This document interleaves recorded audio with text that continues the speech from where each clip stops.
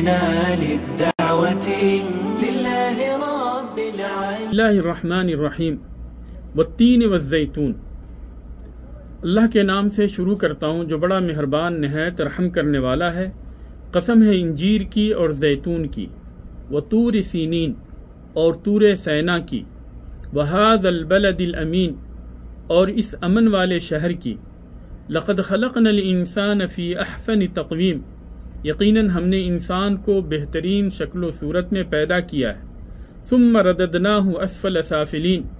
پھر ہم نے اسے سب سے نیچے جہنم میں پھینک دیا. الا الذین آمنوا وعملوا الصالحات فلہم اجر غیر ممنون، سوائے ان لوگوں کے جو ایمان لائے اور نیک عمل کیے تو ان کے لیے کبھی ختم نہ ہونے والا اجر ہے. فما یکذبک بعد بالدین، تو اے انسان اس کے بعد کون سی چیز تجھے جزا و سزا کے جھٹلانے پر آمادہ کرتی ہے. الیس اللہ باحکم الحاکمین، کیا اللہ تعالیٰ سب حاکموں کا حاکم نہیں ہے؟ اللہ تبارک و تعالیٰ نے اس سورہ کے اندر جو کہ یعنی سورۃ التین ہے، پہلے یعنی کچھ چیزوں کی قسم کھائی، تین کی اور زیتون کی قسم کھائی، اور وہ طور سینین اور طور سینا کی. پھر اس کے بعد میں اللہ تبارک و تعالیٰ نے بلد امین یعنی مکہ مکرمہ کی اللہ تبارک و تعالیٰ نے قسم کھائی. تو تین اور زیتون، اس کے سلسلے میں مالک اور شعبہ عدی ابن ابی ثابت سے اور وہ براء ابن عازب سے روایت کرتے ہیں کہ کان النبی صلی اللہ علیہ وسلم یقرأ فی سفرہ فی احدى الرکعتین بالتین والزیتون، کہ نبی کریم صلی اللہ علیہ وسلم سفر کے اندر ایک رکعت کے اندر تین اور زیتون والتین والزیتون پڑھ رہے تھے. فما سمعت احدا احسن صوتا او قراءة منه، تو میں نے نبی کریم صلی اللہ علیہ وسلم سے بہترین آواز اور بہترین قرات والا کسی کو نہیں سنا. یعنی آپ صلی اللہ علیہ وسلم یہ سورہ پڑھ رہے تھے اور نہایت ہی اچھے انداز میں اور اچھی تجوید کے ساتھ، اچھی قرات کے ساتھ آپ صلی اللہ علیہ وسلم اس سورہ کو پڑھ رہے تھے کہ آپ سے بہتر پڑھنے والا میں نے کسی کو نہیں دیکھا. اللہ تبارک و تعالیٰ نے ان چیزوں کی قسم کھائی ہے، یعنی تین اور زیتون کی، طور سینین، پھر اس کے بعد میں بلد الامین، یعنی ان ساری چیزوں کی قسم کھاتے ہوئے اللہ تبارک و تعالیٰ نے پھر اس کے بعد میں جس چیز کے لیے قسم کھائی ہے اس چیز کو بیان کیا. تین سے کیا مراد ہے؟ والتین والزیتون، انجیر اور زیتون کی قسم. یہ تو ایک یعنی تفسیر ہے، اور اس کی ایک دوسری تفسیر یہ بھی بیان کی گئی ہے. اوفی نے عبداللہ بن عباس سے روایت کی ہے کہ تین سے مراد نوح علیہ السلام کی مسجد ہے جو کہ جودی پہ ہے، جودی پہاڑ پہ نوح علیہ السلام کی مسجد اس سے مراد ہے.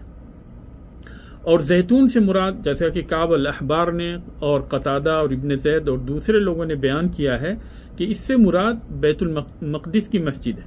اس سے مراد جو ہے بیت المقدس کی مسجد ہے. تو ایک تفسیر تین اور زیتون کی، ایک تفسیر جو کہ یعنی کھانے کے یہ جو پھل ہیں وہ مراد ہیں اس سے، یعنی علماء نے اس کی ایک تفسیر یہ بیان کی ہے کہ اس سے مراد انجیر ہے اور اس سے مراد زیتون ہے جس کے پھل کو ہم کھاتے ہیں اور جس کا تیل یوز کرتے ہیں.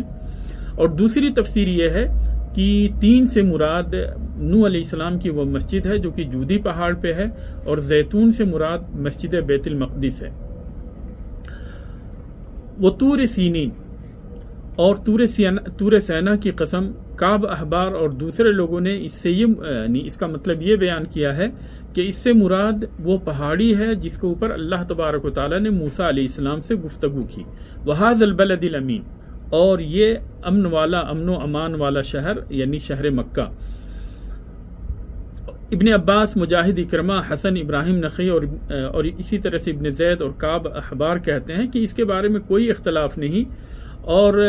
بعض ائمہ یہ کہتے ہیں کہ اس سے یہ تینوں کی تینوں مقام مراد ہیں جہاں پہ اللہ تبارک و تعالیٰ نے اپنے اولو العزم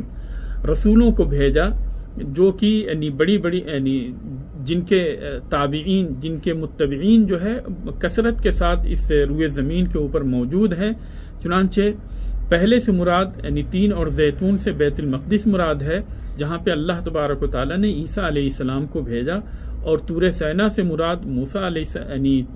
طور سینین سے مراد طور سینا ہے جہاں پہ اللہ تبارک و تعالیٰ نے موسیٰ علیہ السلام سے کلام کیا. اور مکہ یہ وہ بلد امین ہے، امن و امان والا شہر ہے کہ انسان جب یہاں پہ داخل ہوتا ہے تو محفوظ ہو جاتا ہے، امن و امان کے اندر ہوتا ہے، جس کے اندر اللہ تبارک و تعالیٰ نے نبی کریم صلی اللہ علیہ وسلم کو، محمد صلی اللہ علیہ وسلم کو بھیجا۔ اور یہ تینوں کی تینوں جگہیں تورات کے اندر بھی ان تینوں جگہوں کا تذکرہ ہے۔ پھر اس کے بعد میں اللہ تبارک و تعالیٰ نے اس سورہ کے اندر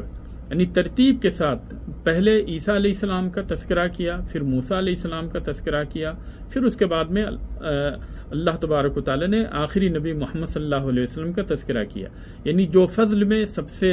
بڑھ کر ہیں ان کا تذکرہ اللہ تبارک و تعالیٰ نے سب سے بعد میں کیا، اور موسیٰ علیہ السلام جو کہ عیسیٰ علیہ السلام سے فضل میں بڑھ کر ہیں ان کا تذکرہ اللہ تبارک و تعالیٰ نے دوسرے نمبر پہ کیا، اور شروعات اللہ تبارک و تعالیٰ نے عیسیٰ علیہ السلام سے کی۔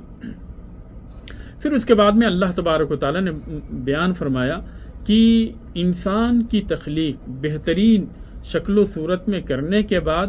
اسے جہنم کی نچلی تہ کے اندر پھینک دیا، اور ایسا کیوں ہوا؟ اللہ تبارک و تعالیٰ کہتا ہے لَقَدْ خَلَقْنَا الْإِنسَانَ فِي أَحْسَنِ تَقْوِيمٍ، کہ اور یہی جو ہے قسم ہے، یعنی اسی چیز کی اللہ تبارک و تعالیٰ نے قسم کھائی ہے، یعنی تین اور زیتون اور طور سینین اور بلد امین کی جو اللہ تبارک و تعالیٰ نے قسم کھائی ہے، اس چیز کو بیان کرنے کے لیے کہ اللہ تبارک و تعالیٰ نے اس انسان کو سب سے اچھی شکل و صورت کے اندر پیدا کیا، کہ اس نے انسان کو بہترین شکل و صورت میں پیدا کیا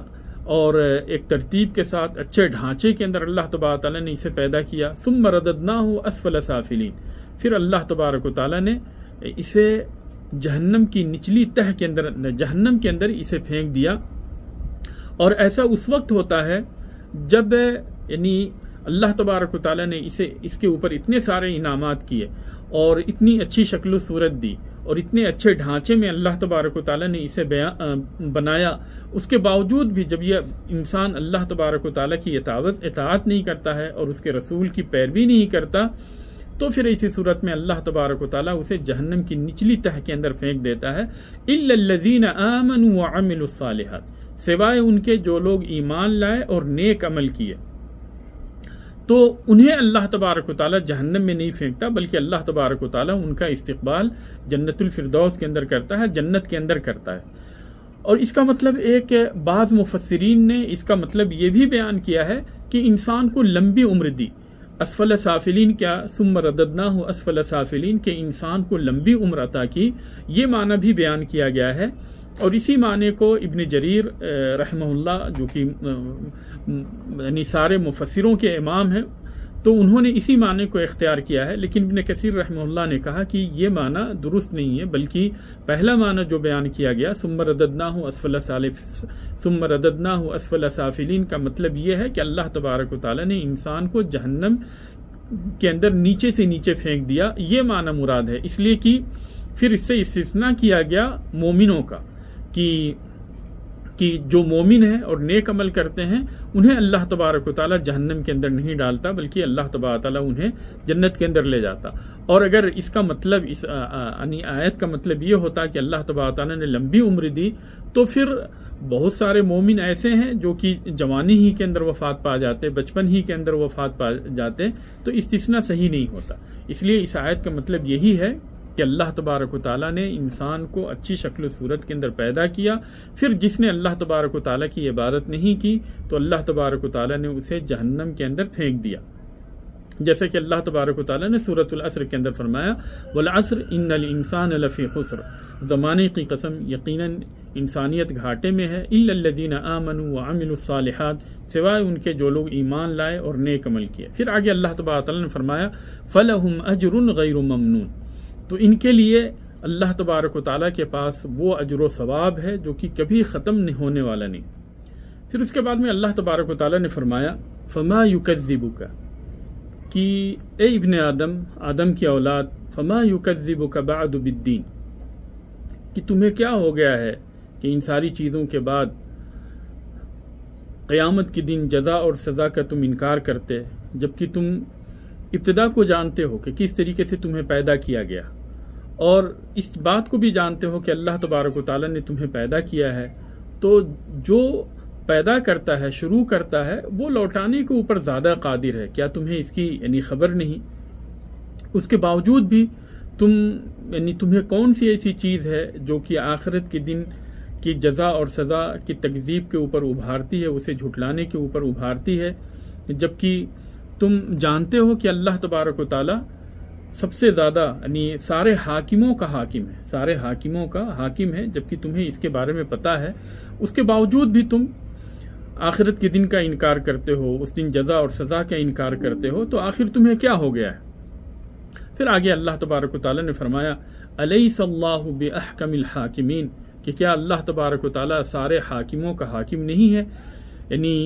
اللہ تبارک و تعالی ایسا نہیں ہے جو کہ عدل و انصاف کرے گا، جو کسی کے اوپر ذرہ برابر بھی ظلم نہیں کرے گا، کسی کے اوپر زیادتی نہیں کرے گا، بلکہ اللہ تبارک و تعالی ہی کا عدل و انصاف ہے کہ وہ قیامت کے دن سارے لوگوں کو زندہ کرے گا تاکہ جو مظلوم ہے ظالموں سے اس کا بدلہ لے سکے۔ آگے ابو ہریرہ رضی اللہ تعالی عنہ سے ایک روایت اس سلسلے میں یعنی مروی ہے کہ جب نبی کریم صلی اللہ علیہ وسلم الیس اللہ باحکم الحاکمین پڑھا کرتے تھے تو اس کے بعد میں کہتے تھے بلا وانا علی ذلک من الشاہدین، کہ کیوں نہیں میں اس کے اوپر گواہ ہوں، لیکن یہ روایت ضعیف ہے، اس لیے جو ہے اس کے اوپر عمل درست نہیں ہے، اور خصوصی طور پہ جو لوگ نماز کے اندر جماعت کے ساتھ نماز پڑھتے ہیں اور جیسے ہی امام اس آیت کو پڑھتا ہے تو بلند آواز سے یہ کہنا شروع کرتے ہیں علیہ بلا وانا ذالک من الشاہدین، تو یہ قطعاً جو ہے درست نہیں، کیونکہ اس سلسلے میں یہ روایت ضعیف ہے۔